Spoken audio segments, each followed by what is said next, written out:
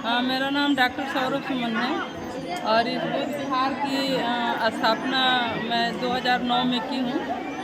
और आज बुद्ध जयंती के अवसर पर यहाँ दो तरह का कार्यक्रम है। एक तो हम लोग बुद्ध पूर्णिमा मनाते हैं जिसमें पूरे कैंपस की लाइटिंग वगैरह कराए हैं, और बुद्ध पूर्णिमा में त्रिशरण पंचशील यह सब हम लोग आज ग्रहण करते हैं और बुद्ध के बताए हुए रास्ता पर चलने का काम करते हैं।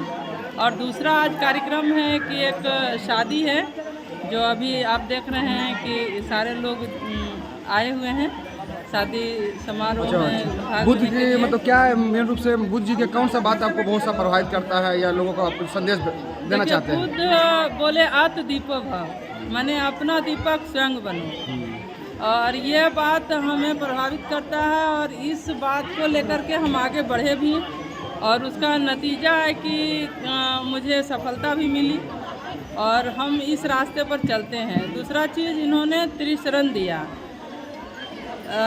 बुद्धं शरणं गच्छामि, धम्मं शरणं गच्छामि, संघं शरणं गच्छामि। यानी कहने का मतलब हुआ कि हर व्यक्ति को अपना से बुद्धिमान व्यक्ति के साथ संगत में जाना चाहिए।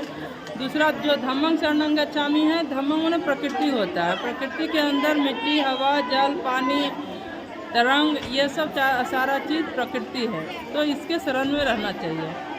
तीसरा है संघं शरणं गच्छामि, संघ माने समूह में रहना चाहिए। जैसे एक लाठी है तो हर कोई तोड़ सकता है, लेकिन अगर 10 लाठी एक बंध गया तब विश्व का कोई पहलवान भी आएगा तो उसको नहीं तोड़ सकता बहुत है। अच्छी बात। एक तरफ, दूसरी तरफ है कि संघ का मतलब भंते जी लोग का जो संघ होता है उनके शरण में मैंने उनके आदर करना चाहिए, उनके बताए हुए रास्ता पर चलना चाहिए जो हमारे पूज्य भंते जी लोग रास्ता दिखाते हैं।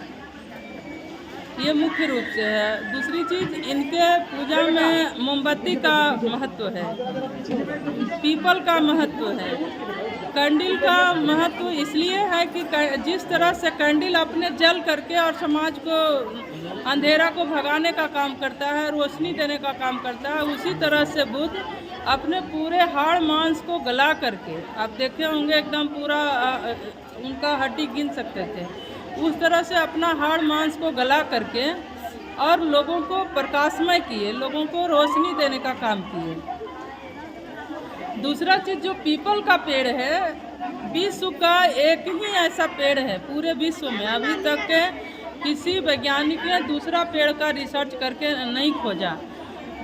जो पीपल का पेड़ है उसका मुख्य उद्देश्य है लोगों को ऑक्सीजन देना। जितना इस धरती पर जीव जंतु पेड़ पौधा है सभी को ऑक्सीजन चाहिए, पेड़ पौधा से कार्बन डाइऑक्साइड चाहिए।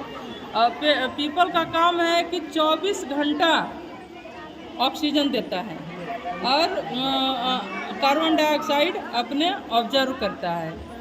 तो इस तरह से बुद्ध का जो ज्ञान मिला पीपल के पेड़ के पास ही मिला, तो हम लोग के आज हम लोग मुख्य रूप से पीपल का पेड़ लगाते हैं, उसकी पूजा करते हैं, उसमें पानी देते हैं और लोग को उत्साहित भी करते हैं कि हर गांव में पीपल का पेड़ होना चाहिए। जिससे पहले था कि लोग गांव में पीपल का पेड़ लगाते थे, अब है कि धीरे धीरे समाप्त हो गया। इस देखिए कोरोना काल में ऑक्सीजन खरीदना पड़ा तब भी पूरा नहीं हुआ। अगर गांव में शहर में पीपल का पेड़ होता तो ऑक्सीजन खरीदने की ज़रूरत नहीं पड़ता। बड़ी बात। तो इस तरह से जो भी उन्होंने बताया ना, सारा चीज़ विज्ञान के गति में बताया।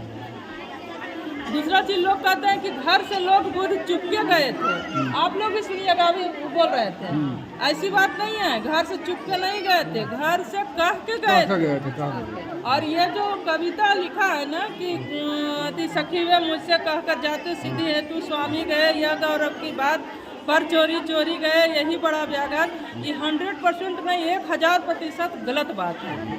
बुद्ध जब निकले थे पूरे घर में कह के निकले थे और उस समाज के लिए निकले थे, क्योंकि वहाँ रोहिणी नदी में पानी का झगड़ा था, दो गांवों के बीच में पानी का झगड़ा था, वो झगड़ा समाप्त नहीं हो रहा था।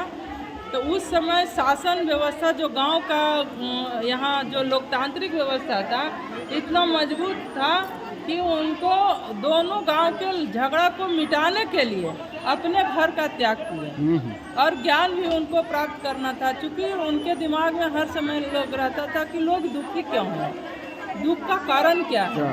तो वो जो उनको जो ज्ञान मिला, अंतिम में जो ज्ञान मिला वो 4 आर्य सत्य, हम लोग का जो भारत का तिरंगा झंडा है उसके अंदर जो ये अशोक चक्र है उसमें 24 तिलियां हैं। तो 24 तिलियां में पहला 4 आर्य सत्य है। तो जो 4 आर्य सत्य है वो वही है, बुद्ध का दिया हुआ मुख्य ज्ञान है। दुख है उसका कारण है, किसी भी तरह का अगर आदमी को दुख है तो उसका कोई कारण होता है, और कारण के लिए उपाय है।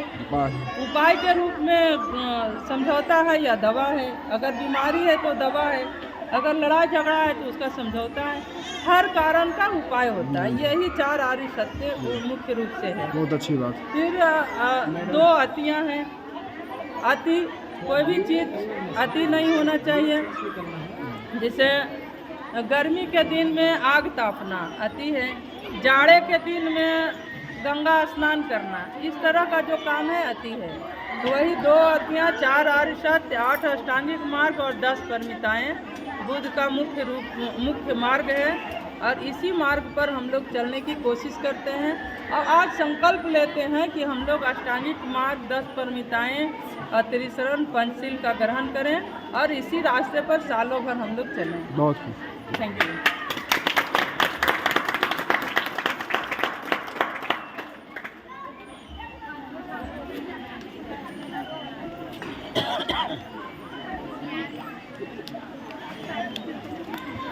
देखा जा सकता है गौतम बुद्ध की जयंती पर यहाँ शादी विवाह भी चल रहा है और लोग स्विमिंग पूल का भी मजा ले रहे हैं, आनंद ले रहे हैं। देखिए यही पूरा जगह है।